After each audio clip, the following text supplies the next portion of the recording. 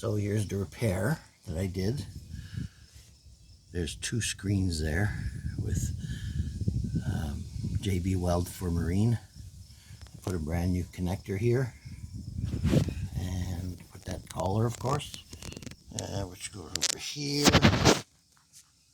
which I didn't change this part, but I did tighten it because it was loose.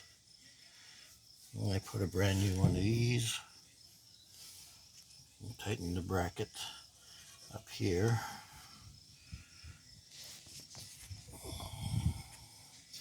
Kind of a weird angle for me, so I'm trying my best. Yeah, and that goes, I believe, to the shower. So yeah, pretty happy with the work. Should I have to ever replace this collar again,